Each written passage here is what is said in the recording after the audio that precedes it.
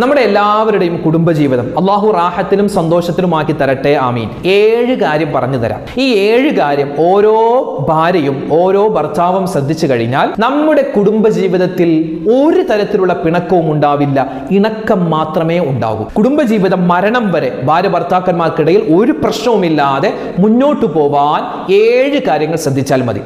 ഇൻഷാ അല്ലാഹ് വിശദമായി ഇന്നത്തെ ക്ലാസ്സിൽ നമുക്ക് ആ 7 കാര്യങ്ങൾ ഏതൊക്കെയാണെന്ന് പഠിക്കാം.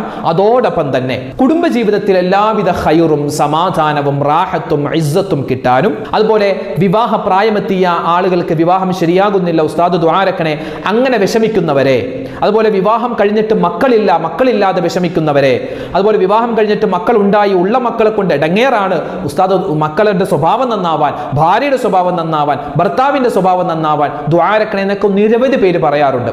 എല്ലാവരുടെയും സ്വഭാവം നന്നായി കുടുംബജീവിതം റാഹത്തിലാവാൻ ഇന്നു മുതൽ സുജൂദിൽ കിടന്ന് ഈ ഒരു ചെറിയ ദുആ പറഞ്ഞു നോക്ക്. ഇൻഷാ അല്ലാഹ് കുടുംബത്തിൽ അത്ഭുതങ്ങൾ കാണാം, എല്ലാവിധ ഖൈറും ഉണ്ടാകും, റാഹത്തും ഉണ്ടാകും ഇൻഷാ അല്ലാഹ്. വിശദമായി ഇന്നത്തെ ക്ലാസ്സിൽ കുടുംബജീവിതം വിജയിക്കാൻ 7 ടിപ്സുകൾ നമുക്കൊന്ന് പരീക്ഷിക്കാം. അള്ളാഹു നമ്മുടെ കുടുംബജീവിതം റാഹത്തിലും സന്തോഷത്തിലുമാക്കട്ടെ, ആമീൻ. അസ്സലാമു അലൈക്കും വറഹ്മത്തുള്ളാഹി വബറകാതുഹു. ബിസ്മില്ലാഹിർ റഹ്മാനിർ റഹീം. അൽഹംദുലില്ലാഹി റബ്ബിൽ ആലമീൻ വസ്സലാത്തു വസ്സലാമു അലാ അഷ്റഫിൽ മുർസലീൻ വഅലാ ആലിഹി വസ്വഹ്ബിഹി അജ്മഈൻ, അമ്മാ ബഅദ്. സ്നേഹ ബഹുമാനം നിറഞ്ഞ സത്യവിശ്വാസികളെ, ഉമ്മമാരെ, എൻ്റെ ശബ്ദം കേൾക്കുന്ന സഹോദരിമാരെ, സഹോദരങ്ങളെ, കരുണാവാരിധിയായ പടച്ച റബ്ബ് നമുക്കെല്ലാവർക്കും, പ്രത്യേകിച്ച് നമ്മുടെ വീഡിയോകൾ കാണുന്നവർ, നമ്മളോട് ദുആ കൊണ്ട് വസിയത്ത് ചെയ്യുന്നവർ, ആരൊക്കെ നമ്മളെ ഇഷ്ടപ്പെടുന്നോ, നാം ആരെയൊക്കെ ഇഷ്ടപ്പെടുന്നോ, എല്ലാവർക്കും അല്ലാഹു തആല എല്ലാവിധത്തിലുള്ള ഖൈറും സലാമത്തും ബറക്കത്തും ഇസ്സത്തും റാഹത്തും നൽകി അനുഗ്രഹിക്കുമാറാവട്ടെ, ആമീൻ യാ റബ്ബൽ ആലമീൻ. നമ്മുടെ എല്ലാവരുടെയും കുടുംബജീവിതത്തിൽ അല്ലാഹു തആല എല്ലാവിധ ഖൈറും എല്ലാവിധത്തിലുള്ള സന്തോഷങ്ങളും നൽകുമാറാവട്ടെ. അതുപോലെ വിവാഹ പ്രായമെത്തിയിട്ട് വിവാഹം ശരിയാവാതെ വിഷമിക്കുന്ന ഒരുപാട് ആളുകളുണ്ട്. അതുപോലെ തന്നെ കല്യാണം കഴിഞ്ഞിട്ട് മക്കളില്ലാതെ വിഷമിക്കുന്നവർ, കല്യാണം കഴിഞ്ഞ് വലിയ കുടുംബത്ത് വലിയ പ്രശ്നങ്ങളുള്ള ഒരുപാട് ദമ്പതിമാരുണ്ട്. അള്ളാഹു എല്ലാവരുടെയും കുടുംബജീവിതത്തിൽ എല്ലാവിധ ബറക്കത്തും സലാമത്തും റാഹത്തും ഇഷ്ടവും കൊടുത്ത് അനുഗ്രഹിക്കട്ടെ, ആമീൻ യാ റബ്ബൽ ആലമീൻ. മഹാനായ ഉമർ ഇബ്നുൽ ഖത്താബ് റളിയല്ലാഹു തആല അൻഹു, മഹാനവറുകൾ മദീന ഭരിക്കുന്ന കാലത്ത് ഒരു സ്വഹാബി വനിത, ഒരു സഹോദരി ഉമർ തങ്ങളുടെ അടുക്കിലേക്ക് വന്നിട്ട് പരാതി പറയുകയാണ്. എന്താ പരാതി പറയുന്നത്? എനിക്ക് എൻ്റെ ഭർത്താവിൽ നിന്നും ഒഴിവ് വേണം, അതായത് എനിക്ക് എൻ്റെ ഭർത്താവിനെ വേണ്ട, ഭർത്താവിനോട് എന്നെ തൊലാക്ക് ചൊല്ലാൻ താങ്കൾ പറയണം, എനിക്കിനി എൻ്റെ ഭർത്താവിൻ്റെ കൂടെ ജീവിക്കാൻ കഴിയില്ല, എനിക്ക് താല്പര്യമില്ല. ഉമർ തങ്ങളെ അത്ഭുതത്തോടു കൂടി ആ വന്ന സ്ത്രീയോട് ചോദിച്ചു, ആ പെണ്ണിനോട് ചോദിച്ചു, എന്താണ് കാരണം? നിങ്ങളുടെ ഭർത്താവിനെ വേണ്ട എന്ന് പറഞ്ഞു, എന്താണ് കാരണം? ആ സമയത്ത് അവർ പറഞ്ഞത്, എൻ്റെ ഭർത്താവിന് വേറെ ഒരു കുഴപ്പമില്ല, നല്ല ആരോഗ്യമുള്ള ആളാണ്, സ്നേഹമുള്ള ആളാണ്, അതുപോലെ തന്നെ എനിക്ക് ചിലവിന് തരുന്നു, പിന്നെ എന്തിനാണ് ഭർത്താവിനോട് തൊലാക്ക് ആവശ്യപ്പെടുന്നത് എന്ന് ഉമർ ബിൻ ഖത്താബ് തങ്ങൾ ചോദിച്ച സമയത്ത് ആ സഹോദരി പറഞ്ഞത്, എൻ്റെ ഭർത്താവിന് വൃത്തിയില്ല എന്നാണ്. എൻ്റെ ഭർത്താവിന് വൃത്തിയില്ല എന്നാണ്, കുളിക്കാറില്ല, അതുപോലെ തന്നെ പല്ല് തേക്കൽ, മിസ്വാക്ക് ചെയ്യൽ വളരെ വിരളമാണ്, ഏതെങ്കിലും ഒരു ദിവസം തോന്നുമ്പോൾ പല്ല് തേക്കും. ആ ഒരു വൃത്തിയില്ലായ്മ, ദുർഗന്ധമാണ് ശരീരത്തിൽ. അതുകൊണ്ട് ഇനി എൻ്റെ ഭർത്താവിൻ്റെ കൂടെ എനിക്കിനി മുന്നോട്ട് പോകാൻ കഴിയില്ല, അതുകൊണ്ട് എനിക്ക് അദ്ദേഹത്തിൽ നിന്നും തൊലാക്ക് വാങ്ങിത്തരണമെന്ന് ഉമർ ഇബ്നുൽ ഖത്താബ് റളിയല്ലാഹു തആല അൻഹുവിൻ്റെ അടുക്കൽ വന്ന് ഒരു സഹോദരി, ഒരു പെണ്ണ് പരാതി പറയുകയാണ്. അപ്പോൾ ഉമർ തങ്ങൾ ചോദിച്ചു, നിങ്ങൾ ആ ഭർത്താവിനോട് കാര്യങ്ങൾ പറഞ്ഞില്ലേ? നിങ്ങൾക്ക് ഇത് ഇഷ്ടമാകുന്നില്ല, അല്ലെങ്കിൽ കുളിച്ചിട്ട് വാന്നൊക്കെ പറഞ്ഞില്ലേ? ഞാൻ ഒരുപാട് പറഞ്ഞു, ഞാൻ പറയും തോറും ദേഷ്യം വരികയാണ് എന്നോട്, അതുകൊണ്ട് ഇനി ഞാൻ പറയുന്നില്ല, എനിക്കിനി വേണ്ട, ഭർത്താവിനെ വേണ്ട എന്ന് ആ സഹോദരി പറഞ്ഞു. ആ സമയത്ത് ഉമർ ഇബ്നുൽ ഖത്താബ് തങ്ങളെ തൻ്റെ കൂടെയുള്ള 2 സ്വഹാബിമാരെ അയച്ചു. എന്നിട്ട് ഈ പെണ്ണിന്റെ ഭർത്താവിനെ വിളിച്ചുകൊണ്ടുവരാൻ പറഞ്ഞു. നോക്കുമ്പോൾ ഒരു മനുഷ്യൻ വരുന്നു, മുടിയൊക്കെ ഇങ്ങനെ ജട പിടിച്ചിട്ട്, ശരീരം ഇങ്ങനെ കരിവാളിച്ചിരിക്കുന്നു. കരിവാളിച്ചെന്ന് പറഞ്ഞാൽ കുളിക്കാതെ ശരീരത്തിലും വസ്ത്രത്തിലും അഴുക്കുകൾ ഇങ്ങനെ ഇരിക്കുകയാണ്. വന്നപ്പോൾ തന്നെ ഭയങ്കര ഒരു ദുർഗന്ധം, കാരണം മൂപ്പർക്ക് അങ്ങനെ കുളിക്കാൻ തോന്നുന്നില്ല, വൃത്തിയായി നടക്കാൻ ആ മനുഷ്യന് തോന്നുന്നില്ല. ഉമർ ഇബ്നുൽ ഖത്താബ് തങ്ങൾ ആ വന്ന മനുഷ്യനെ ഒരു സ്ഥലത്തേക്ക് കൊണ്ടുപോയി അയാളുടെ മുടി മുഴുവനും മുറിച്ചു, അയാളുടെ വസ്ത്രങ്ങൾ മാറ്റി, അയാളെ നല്ലതുപോലെ കുളിപ്പിച്ചെന്ന് പറഞ്ഞാൽ 2-3 ഒരുപാട് സ്വഹാബിമാർ ചേർന്നിട്ടാണ് അയാളെ കുളിപ്പിക്കുന്നത്. അതുപോലെ തന്നെ ശരീരമൊക്കെ ഉരച്ച് കഴുകി, നല്ല വൃത്തിയുള്ള വസ്ത്രം അദ്ദേഹത്തിന് ധരിക്കാൻ കൊടുത്തു, താടിയൊക്കെ ഒന്ന് ഒതുക്കി, മീശയൊക്കെ ഒതുക്കി, എന്നിട്ട് അദ്ദേഹത്തോട് വീട്ടിലേക്ക് ചെല്ലാൻ പറഞ്ഞു. വീട്ടിലേക്ക് ഈ മനുഷ്യൻ ചെന്നപ്പോൾ ഈ ഭാര്യ അത്ഭുതപ്പെട്ടു പോയി. അവർ ചോദിക്കുകയാണ്, നിങ്ങൾ ആരാണ് എൻ്റെ വീട്ടിൽ വന്നത്, എന്തിനാണ് എൻ്റെ വീട്ടിൽ വന്നത്? ആ സമയത്ത് ആ വന്ന മനുഷ്യൻ പറയുന്നു, ഞാൻ നിന്റെ ഭർത്താവാണ്, ഞാൻ നിന്റെ ഭർത്താവ്. കാരണം അയാൾ ആ മുടിയും താടിയൊക്കെ വെട്ടി ഒതുക്കി കുളിച്ച് നല്ല വസ്ത്രം ധരിച്ച സമയത്ത് ആള് തന്നെ മാറിപ്പോയി. ഉടൻ തന്നെ ആ സഹോദരി, ആ പെണ്ണ് ഭർത്താവിനെ കെട്ടിപ്പിടിച്ചു. രണ്ടുപേരും കൂടി വീണ്ടും ഉമർ തങ്ങളുടെ അടുക്കൽ വന്നിട്ട് പറഞ്ഞു, ഇനി എനിക്ക് എൻ്റെ ഭർത്താവിനെ തന്നെ മതി. ഞാനിത് പറയാനുള്ള കാരണം, ഒരുപാട് സഹോദരിമാരും ഒരുപാട് സഹോദരങ്ങളും, രണ്ടുപേരും, ഒരുപാട് ഭാര്യമാരും ഒരുപാട് ഭർത്താക്കന്മാരും പറയാതെ പറയുന്ന ഒരു പരാതിയാണ്, ഭർത്താവിന് വൃത്തിയില്ല, ഭാര്യയ്ക്ക് വൃത്തിയില്ല. കുടുംബജീവിതത്തിൽ, ദാമ്പത്യ ജീവിതത്തിൽ വളരെ പ്രധാനമുള്ള ഒരു കാര്യമാണ് വൃത്തി എന്നുള്ളത്, ശുദ്ധി എന്നുള്ളത്. കല്യാണത്തിന്റെ ഡേറ്റ് ഒക്കെ തീരുമാനിച്ചിട്ടുള്ള മക്കൾ നമുക്കുണ്ടാവാം, അല്ലെങ്കിൽ പേരക്കുട്ടികൾ ഉണ്ടാവാം. അവരോടൊക്കെ വാപ്പമാരും ഉമ്മമാരും നിർബന്ധമായും പറഞ്ഞു കൊടുക്കേണ്ട ഉപദേശങ്ങളിൽപ്പെട്ട പ്രധാനപ്പെട്ട ഒരു ഉപദേശമാണിത്. അതായത് നമ്മളൊക്കെ മനുഷ്യനാണ്, നമുക്കൊക്കെ വിയർപ്പുണ്ടാകും. ഓരോ ആളുകളുടെ വിയർപ്പിനും വ്യത്യസ്തമായ ഗന്ധമാണ്. അപ്പൊ ഒരാളുടെ വിയർപ്പ് ഗന്ധം മറ്റൊരാൾക്ക് ഇഷ്ടപ്പെട്ടോളണം എന്നില്ല. ഭാര്യയുടെ ആ ഒരു വിയർപ്പ് ഗന്ധം അല്ലെങ്കിൽ ഭർത്താവിന്റെ വിയർപ്പിന്റെ മണം ഭാര്യയ്ക്ക് ഇഷ്ടപ്പെട്ടോളണം എന്നില്ല. അതിനാൽ നമ്മൾ എപ്പോഴും വൃത്തിയുള്ളവരായി, ശുദ്ധിയുള്ളവരായിട്ടേ നമ്മൾ കുടുംബത്തിൽ ഇടപഴകാൻ പാടുള്ളൂ. പറഞ്ഞല്ലോ, ഇന്നത്തെ കാലത്ത് എത്രയോ വിവാഹമോചനങ്ങൾ നടക്കും. ഏറ്റവും കൂടുതൽ വിവാഹമോചനം നടക്കുന്നത് മുസ്ലിം കുടുംബത്തിലാണ്. അപ്പൊ ആ വിവാഹമോചനം ഉണ്ടാവാനുള്ള പല കാരണങ്ങളിൽ ആരും തുറന്നു പറയാത്തൊരു കാരണമാണ് ഈ ഒരു അവസ്ഥ. ചിലപ്പോൾ കാണാൻ നല്ല ചന്തമുണ്ടാകും, പക്ഷെ വൃത്തി കുറവായിരിക്കും. മോശപ്പെട്ട വസ്ത്രമേ ധരിക്കൂ. അതുപോലെ തന്നെ വൃത്തി കുറവാണ്, കുളിക്കാറില്ല, പല്ല് നല്ലതുപോലെ തേക്കാറില്ല. എത്രയോ സഹോദരിമാരാണ് പരാതി പറയുന്നത്, ഭർത്താവിന്റെ വീടി വലി, സിഗരറ്റ് വലിക്കുന്നു. സിഗരറ്റ് വലിച്ച് വലിച്ച് വായക്ക് ആ സിഗരറ്റിന്റെ ഗന്ധമാണ്. എന്നിട്ടോ രാത്രി വന്ന് കട്ടിലിൽ കിടക്കുമ്പോൾ അടുത്ത് കിടക്കാനേ തോന്നൂല, അത്രമാത്രം ദുർഗന്ധമാണ്. എന്തിനേറെ ഈ പള്ളിയിലൊക്കെ നിസ്കരിക്കാൻ വരുന്ന സമയത്ത് ചില ആളുകൾ കടയിൽ നിന്നും പള്ളിയിലേക്ക് വരുന്ന സമയത്താണ് സിഗരറ്റ് വലിച്ചു കൊണ്ടുവരുന്നത്. വന്നിട്ട് പള്ളിയുടെ സൈഡിൽ ആ കുറ്റി അവിടെ വലിച്ചെറിഞ്ഞ് വെറുതെ വായ കഴുകിയിട്ട് വന്ന് നിസ്കരിക്കാൻ നിൽക്കുന്നു. അവർ വന്ന് നിസ്കരിക്കുമ്പോൾ ആ അടുത്തുള്ള ആളുകൾക്ക് ഭയങ്കര ഈ സിഗരറ്റിന്റെ ഗന്ധമാണ്. എന്തിനാണ് നമ്മളിങ്ങനെ മറ്റുള്ളവർ ഉപദ്രവിക്കുന്നത്? പ്രത്യേകിച്ച് നമ്മുടെ കുടുംബജീവിതത്തിൽ നമ്മുടെ ഭാര്യയുടെ സ്നേഹം മനഃപൂർവ്വം നമ്മൾ തന്നെ കുറക്കുകയാണ്. അതുകൊണ്ട് ഒരിക്കലും അതുണ്ടാവാൻ പാടില്ല. വൃത്തിയുള്ളവരായി മാറണം, ശുദ്ധിയുള്ളവരായി മാറണം. അതുപോലെ ഭാര്യമാരും ശ്രദ്ധിക്കണം. അടുക്കളയിൽ നല്ല ജോലി തിരക്കുണ്ടാകും, ജോലിയൊക്കെ ചെയ്ത് അവസാനം ആ വിയർപ്പോടെ അല്ലെങ്കിൽ ആ വിയർപ്പ് ഉള്ള വസ്ത്രത്തോടു കൂടി വന്ന് ഒരിക്കലും കിടക്കരുത്. രാത്രി കിടക്കുന്ന സമയത്ത് മേല് കഴുകിയിട്ട്, അല്ലെങ്കിൽ കുളിക്കാൻ പറ്റുമെങ്കിൽ കുളിച്ചിട്ട്, അല്ലെങ്കിൽ മേല് കഴുകിയിട്ട് ശരീരം കഴുകിയിട്ടേ നിങ്ങൾ കിടക്കാവൂ. വേറെ വസ്ത്രം ധരിച്ചിട്ടേ കിടക്കാവൂ. അതുപോലെ പല്ല് തേക്കുക, രാവിലെ പല്ല് തേക്കണം. രാത്രി ഉറങ്ങുന്നതിന് മുമ്പും പല്ല് തേക്കൽ പ്രത്യേകം സുന്നത്താണ്. നബി സല്ലല്ലാഹു അലൈഹി വസല്ലമ തങ്ങൾ തന്റെ വീട്ടിലേക്ക് പ്രവേശിക്കുന്നതിന് മുമ്പ് പല്ല് തേക്കുമായിരുന്നു.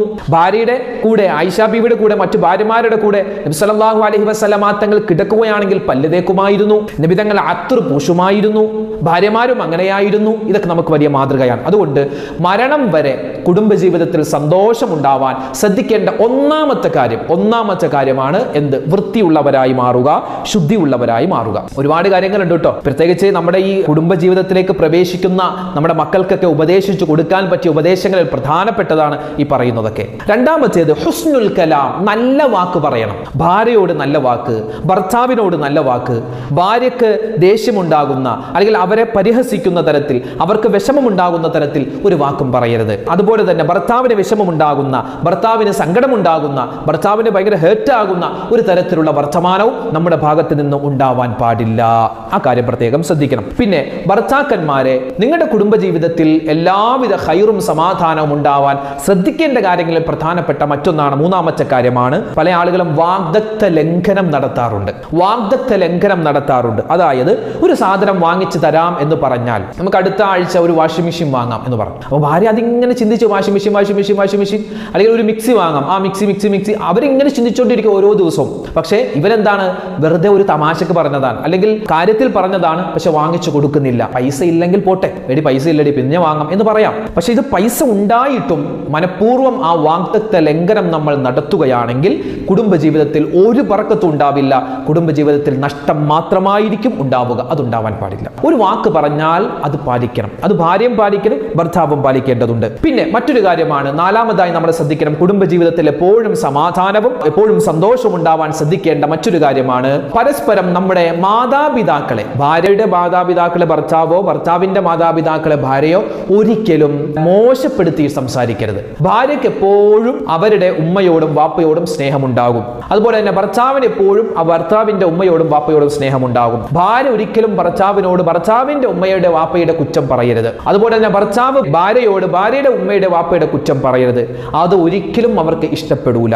അതുകൊണ്ട് ആ കാര്യം പ്രത്യേകം ശ്രദ്ധിക്കേണ്ടതുണ്ട്. അഞ്ചാമതായി, ഒരിക്കലും വീട്ടുകാര്യങ്ങളിൽ അമിതത്വം കാണിക്കുകയോ പിശുക്ക് കാണിക്കുകയോ ചെയ്യരുത്. വീട്ടിലേക്ക് നമ്മൾ പഞ്ചസാര വാങ്ങിച്ചു, വെളിച്ചെണ്ണ വാങ്ങിച്ചു, അല്ലെങ്കിൽ എന്തെങ്കിലും സാധനങ്ങൾ വാങ്ങിച്ചു കൊടുത്തു, അത് അമിതമായി ഉപയോഗിച്ച് വേഗം തീർക്കുന്ന ചില പെണ്ണുങ്ങളുണ്ട്. ആ സ്വഭാവം മോശപ്പെട്ട സ്വഭാവമാണ്. അതുപോലെ തിരിച്ച് പിശുക്കനായ ഭർത്താവുണ്ട്, ആവശ്യത്തിന് സാധനം വാങ്ങൂല, വളരെ കുറച്ച്, എപ്പോഴും കുറച്ച് വാങ്ങും. അത് പാടില്ല. പിശുക്ക് കാണിക്കരുത്, അമിതത്വവും കാണിക്കരുത്. ഇക്കാര്യം പ്രത്യേകം ശ്രദ്ധിക്കണം. അതുപോലെ തന്നെ കുടുംബജീവിതത്തിൽ എപ്പോഴും സമാധാനവും റാഹത്തും സന്തോഷവും നിലനിർത്തി കിട്ടാൻ ശ്രദ്ധിക്കേണ്ട മറ്റൊരു കാര്യമാണ് മഹറിന്റെ വിഷയത്തിൽ ഒരിക്കലും പുരുഷന്മാർ ഒരു തരത്തിലുള്ള അനീതിയും കാണിക്കാൻ പാടില്ല. ചില ആളുകളുണ്ട്, അവര് പെണ്ണിന് മഹർ കൊടുക്കും, ചിലപ്പോൾ 5 പവനോ 4 പവനോ 3 പവനോ മാലയോ വളയോ എന്താണെന്ന് വെച്ചാൽ കൊടുക്കും. കൊടുത്ത് അതാ പെണ്ണ് ധരിച്ച് ആ ഭർത്താവിന്റെ വീട്ടിലേക്ക് വന്ന അന്നത്തെ രാത്രി, ആദ്യത്തെ രാത്രി തന്നെ അത് ഇങ്ങോട്ട് ഊരി വാങ്ങും. എന്നിട്ട് നേരെ കൊണ്ടുപോയി വിൽക്കും, അല്ലെങ്കിൽ പണയത്തിന് വെക്കും, അല്ലെങ്കിൽ മറ്റുള്ളവർക്ക് കൊടുത്ത് പൈസ വാങ്ങുന്ന, അല്ലെങ്കിൽ മറ്റ് സാധനങ്ങൾ വാങ്ങുന്ന. അതായത് ഈ പെണ്ണിന് പിന്നെ ആ മഹർ മാലയെ കാണാൻ പറ്റൂല. അങ്ങനെ വളരെ മോശപ്പെട്ട സ്വഭാവം കാണിക്കുന്ന എത്രയോ കുടുംബമുണ്ട്, എത്രയോ ഭർത്താക്കന്മാരുടെ കുടുംബമുണ്ട്. ഞാൻ പറയട്ടെ, മഹർ എന്നുള്ളത്, മഹർ മാലയോ വളയോ എന്തുമാവട്ടെ, അത് ആ പെണ്ണിനുള്ളതാണ്, ഭാര്യക്കുള്ളതാണ്. അത് വാങ്ങിച്ച് പണയം വെക്കാനോ അല്ലെങ്കിൽ അത് വാങ്ങിച്ച് കടം തീർക്കാനോ അല്ല നിങ്ങൾ നിങ്ങളുടെ ഭാര്യക്ക് മഹർ കൊടുക്കുന്നത്. ഭർത്താവിന് കടമുണ്ട്, ഭാര്യ എന്ത് ചെയ്തു? ആ മഹർമാല എടുത്തു കൊടുത്തു, ഇക്ക ഇത് കൊണ്ടുപോയി വിറ്റിട്ട് നമ്മുടെ കടം വീട്ട് എന്ന് ഭാര്യ ഇങ്ങോട്ട് അവളുടെ തൃപ്തിയോടുകൂടി പറയുകയാണെങ്കിൽ നമുക്കത് എടുക്കാം. ഭാര്യയുടെ തൃപ്തിയില്ലാതെ നമ്മൾ ഭാര്യക്ക് കൊടുത്ത മഹർ അത് എടുക്കാൻ പാടില്ല. അതിൽ അനീതി കാണിക്കാൻ പാടില്ല. അനീതി കാണിച്ചാൽ ആ കുടുംബത്തിൽ ഒരു ബറക്കത്തുണ്ടാവില്ല, അവരുടെ ഇടയിൽ പിണക്കങ്ങൾ ഉണ്ടാവാൻ സാധ്യത ഏറെയാണ്. ഇക്കാര്യം പ്രത്യേകം ശ്രദ്ധിക്കണേ. മറ്റൊന്നാണ്, എപ്പോഴും ശാരീരികമായ ആ ബന്ധം എപ്പോഴും സന്തോഷത്തിലായിരിക്കണം. ഭാര്യയ്ക്ക് ഇഷ്ടമില്ലാത്ത സമയത്ത് അല്ലെങ്കിൽ ഭർത്താവിന് ഇഷ്ടമില്ലാത്ത സമയത്ത്, മൂടില്ലാത്ത സമയത്ത് ആയിരിക്കരുത് ആ ശാരീരികമായ ബന്ധം ഉണ്ടാവേണ്ടത്. പല ആളുകളും അങ്ങനെ പറയാറുണ്ട്, പല പരാതികളും പറയാറുണ്ട്. എന്താ പറയാ, വളരെ മോശപ്പെട്ട രൂപത്തിലാണ്, വളരെ മോശപ്പെട്ട രൂപത്തിലാണ് ആ ഒരു ഭാഗം കൈകാര്യം ചെയ്യുക എന്ന് പല ഭാര്യമാരെ പറ്റിയും ഭർത്താക്കന്മാരെ പറ്റിയും പരാതി പറയാറുണ്ട്. അതുണ്ടാവാൻ പാടില്ല. അവസാനമായി പറയട്ടെ, ഭാര്യ ഭർത്താക്കന്മാർക്കിടയിൽ കുടുംബജീവിതത്തിൽ എപ്പോഴും സന്തോഷവും സമാധാനവും നിലനിൽക്കാൻ നമ്മൾ ശ്രദ്ധിക്കേണ്ട ഒരു കാര്യമാണ് സംശയരോഗം പാടേ മാറ്റണം. കുറച്ച് മാറ്റണമെന്നല്ല, പാടേ മാറ്റണം. എപ്പോഴും ഭർത്താവിന്റെ മൊബൈൽ എടുത്ത് ഇങ്ങനെ നോക്കുന്നു, ആരാ വിളിക്കുന്നത്, ആരാ മെസ്സേജ് അയക്കുന്നത്. എപ്പോഴും ഭാര്യയുടെ ഫോൺ എടുത്ത് നോക്കുന്നു, ആരാ വിളിക്കുന്നത്, ആരാ മെസ്സേജ് അയക്കുന്നത്. ഇങ്ങനെ ഒരു സംശയരോഗം ഉണ്ടാവാൻ പാടില്ല. അങ്ങനെ സംശയരോഗം ഉണ്ടായാൽ തന്നെ കുടുംബജീവിതത്തിൽ ഒരു ബർക്കത്തില്ലെന്നാണ്. ഭർത്താവ് പുറത്തേക്ക് പോയി, അയാൾ എങ്ങോട്ട് പോയി, എന്തിനാ പോയത്, അല്ലെങ്കിൽ ഭാര്യ പുറത്തു പോയി, എന്തിനാ പോയത്, എവിടെ പോയതാ. ഇങ്ങനെ സംശയരോഗം വെച്ചുകൊണ്ട് നടക്കാൻ പാടില്ല. അതൊരിക്കലും പാടില്ല. പിന്നെ നമ്മൾ ചെയ്യേണ്ടത്, ഭാര്യയ്ക്ക് സംശയം ഉണ്ടാകുന്ന അല്ലെങ്കിൽ ഭർത്താവിന് സംശയം ഉണ്ടാകുന്ന ഒരു കാര്യത്തിലേക്ക് നമ്മൾ പോകരുത്. ഇപ്പൊ നമ്മൾ പുറത്തു പോകുന്ന, ഞാൻ ഇന്ന സ്ഥലത്ത് പോവുകയാണ്, കടയിൽ വ്യക്തമായി പറയുക. അല്ലെങ്കിൽ ഇപ്പോൾ ഒരാൾ നമ്മൾ വിളിച്ചാൽ ഇത് ഇന്നാലിന്റെ കാര്യത്തിന് വേണ്ടി വിളിച്ചതാണ്, അതങ്ങോട്ട് പറഞ്ഞേക്കുക. ഒരു സംശയത്തിന് ഇട നമ്മൾ ഒരിക്കലും ഉണ്ടാക്കാൻ പാടില്ല. അതുപോലെ ശ്രദ്ധിക്കേണ്ട വേറൊരു കാര്യമാണ്, ഭാര്യയുടെ അഭിമാനത്തിനോ ഭർത്താവിന്റെ അഭിമാനത്തിനോ ക്ഷതം സംഭവിക്കുന്ന ഒരു കാര്യവും, ഒരു സംസാരമോ ഒരു വാക്കോ പ്രവൃത്തിയോ നമ്മുടെ കയ്യിൽ നിന്നുണ്ടാവാൻ പാടില്ല. ചില ആളുകൾ കൂടിയിരിക്കുമ്പോൾ ഭാര്യമാരെ കൊച്ചാക്കുന്ന ഒരു സ്വഭാവമുണ്ട്. എല്ലാവരും കൂടിയിരുന്ന് ഭക്ഷണം കഴിക്കുമ്പോൾ, അവൾ ഉണ്ടാക്കുന്ന ഭക്ഷണത്തിന് വല്ല ടേസ്റ്റ് ഒന്നുമില്ല, അല്ലെങ്കിൽ അവൾക്കൊന്നും അറിയില്ല. ഇങ്ങനെ ഭാര്യയെ കൊച്ചാക്കി കളയുന്ന, നാണം കെടുത്തുന്ന ഒരു സ്വഭാവം ചില ഭർത്താക്കന്മാർക്കുണ്ട്. അത് പാടില്ല. അപ്പൊ ഈ കാര്യങ്ങളൊക്കെ ശ്രദ്ധിച്ചാൽ, ഞാനിവിടെ 7 കാര്യമാണ് പറയാം, 7 അല്ല, ഒരുപാട് കാര്യമുണ്ട്. ഈ കാര്യങ്ങളൊക്കെ ശ്രദ്ധിച്ചാൽ തന്നെ ഭാര്യ ഭർത്താക്കന്മാരുടെ ഇടയിൽ, അതുപോലെ തന്നെ കുടുംബജീവിതത്തിൽ നമുക്ക് വലിയ സമാധാനമുണ്ടാകും, നമുക്ക് വലിയ സന്തോഷമുണ്ടാകും, റാഹത്തുണ്ടാകും. കുടുംബജീവിതത്തിൽ ആർക്കും വേർപിരിക്കാൻ സാധിക്കില്ല.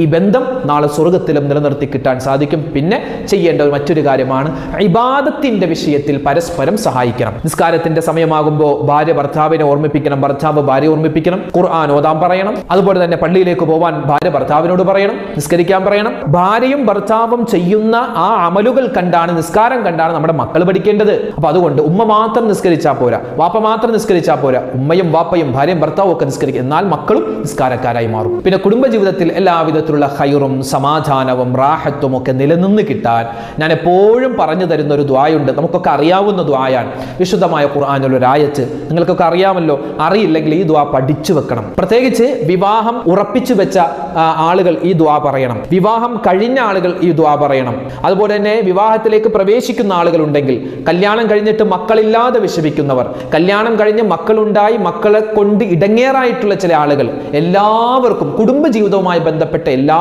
വിഷമ പ്രയാസങ്ങളും മാറി സന്തോഷവും സമാധാനവും ഉണ്ടാവാൻ ഈ ഒരു ദുആ നമ്മൾ ശ്രദ്ധിക്കണം. ഏതാണ് ദുആ? റബ്ബനാ ഹബ് ലനാ മിൻ അസ്വാജിനാ വദുർരിയാതിനാ ഖുർറത അഅ്യുനിൻ വജഅൽനാ ലിൽ മുത്തഖീന ഇമാമാ. റബ്ബനാ ഹബ് ലനാ മിൻ അസ്വാജിനാ വദുർരിയാതിനാ ഖുർറത അഅ്യുനിൻ വജഅൽനാ ലിൽ മുത്തഖീന ഇമാമാ. അല്ലാഹുവേ, എൻ്റെ ഭാര്യയിൽ, എൻ്റെ ഭർത്താവിൽ, എൻ്റെ മക്കളിൽ നീ കൺകുളിർമ തരണേ അല്ലാ. കണ്ണിന് കുളിർമ തരണേ അല്ലാ. അവരെ കാണുമ്പോൾ ഒരു സന്തോഷം, അവരെ ഓർക്കുമ്പോൾ ഒരു സന്തോഷം, അവരുടെ കൂടെ ജീവിച്ച് മതി തീരാത്ത ഒരവസ്ഥ അല്ലാഹുവേ തരണേ അല്ലാ. ഖൈറും ബറക്കത്തും കുടുംബജീവിതത്തിൽ കിട്ടാൻ ഈ ദുആ നമ്മൾ പതിവാക്കണം. എപ്പോഴും ദ്വാരക്കണം. എല്ലാ നമസ്കാരത്തിന് ശേഷം ഈ ദ്വാരക്കണം. റബ്ബനാ ഹബ് ലനാ മിൻ അസ്വാജിനാ വദുർരിയാതിനാ ഖുർറത അഅ്യുനിൻ വജഅൽനാ ലിൽ മുത്തഖീന ഇമാമാ. എല്ലാ നിസ്കാരത്തിലും സുജൂദിൽ കിടന്ന് ഈ ദുആ പറയണം. അപ്പോഴാണ് പെർഫെക്റ്റ് ആകുന്നത്. സുജൂദിൽ കിടന്നിട്ട് ഈ ദുആ നമ്മൾ പറഞ്ഞാൽ നമ്മുടെ കുടുംബജീവിതത്തിലെ എല്ലാ പ്രയാസവും മാറും, പിണക്കങ്ങൾ മാറും, ഇണക്കമുണ്ടാകും. ഭാര്യ ഭർത്താവിനോട് മിണ്ടൂല, ഭർത്താവ് ഭാര്യയോട് മിണ്ടൂല, മക്കളോട് മിണ്ടൂല. അങ്ങനെ അങ്ങോട്ടും ഇങ്ങോട്ടും ഒക്കെ ഒരുപാട് കുടുംബങ്ങളിൽ ഒരുപാട് പ്രശ്നങ്ങളാണ്, ഒരുപാട് പിണക്കങ്ങളാണ്. അതുപോലെ തന്നെ മനസ്സിലിങ്ങനെ വൈരാഗ്യം വെക്കുന്നു, പക വെക്കുന്നു. എല്ലാം മാറാൻ ഈ ദുആ ഒറ്റൊരെണ്ണം മതി. ഈ ദുആ പറയുക. പ്രത്യേകിച്ച് സുജൂദിൽ, ഓരോ നിസ്കാരത്തിലും സുജൂദിൽ കിടന്ന് ഈ ദുആ ഒരൊറ്റ പ്രാവശ്യം പറഞ്ഞു നോക്ക്. ഇനിയുള്ള എല്ലാ നിസ്കാരങ്ങളും എല്ലാവിധ ഖൈറും ഉണ്ടാകും. അല്ലാഹു സുബ്ഹാനഹു വ തആല നമ്മുടെ കുടുംബജീവിതത്തിൽ എല്ലാവിധ ബറക്കത്തും സലാമത്തും റാഹത്തും ഇസ്സത്തും നൽകി അനുഗ്രഹിക്കട്ടെ.